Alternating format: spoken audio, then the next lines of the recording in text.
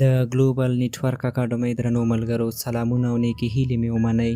هیله لرم چې ټول به روغ جوړ د صحت او عافیت جامې پر تن ولرئ.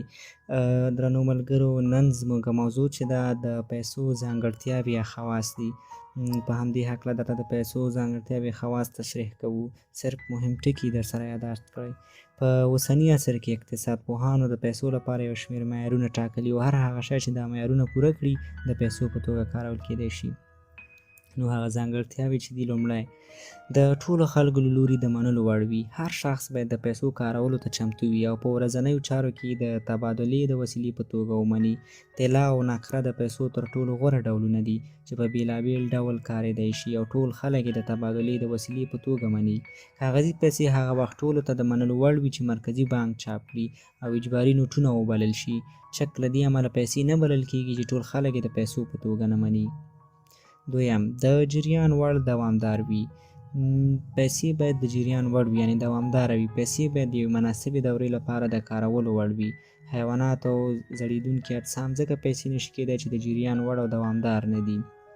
دریم، د لیږ رالېږ وړ وي. پیسې باید له یو ځای څخه بل ځای ته د لیږد وړ وي. که ارزښت هر څومره زیات هم وي، خو چې حجم یې باید کم او په اسانۍ سره له یو ځای څخه بل ځای ته او له یو شخص څخه بل شخص ته لیږد وړ وي. څلورم، په اسانۍ سره د پیژندلو وړ وي. پیسې باید داسې شی وي چې هر شخص یې په لیدلو یا لمس کولو سره وپېژندلی شي. پنځم، په اسانۍ سره د ویش وړ وي. پیسې باید لوی او کوچني نوټونه دواړه ولري او د اړتیا پر مهال یې غټ نوټونه په اسانۍ سره په وړو نوټونو تبادله کړل شي او هر ډول بیو او قیمتونو لپاره پوره واحد لرونکي پیسې شتون ولري. شپږم، کمیابه یعنې کم پیدا وي. پیسې باید کمیابه وي او په اسانۍ سره ترلاسه نه کړای شي. اووم، ثبات لرونکي وي.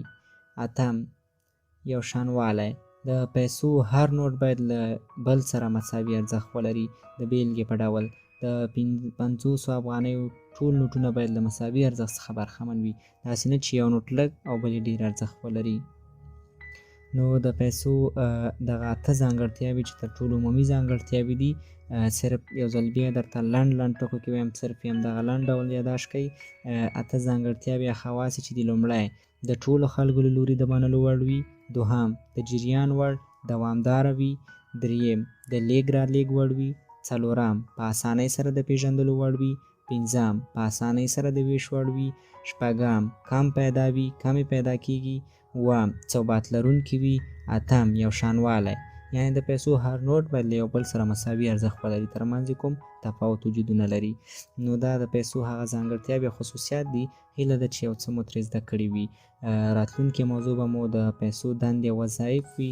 بیا به نور د پیسو دغه بحث ختمیږي او موږ به خپل بل بحث ته داخلیږو. نو تر بلې ویډیو درته ښه وختونه غواړو. ښې چارې.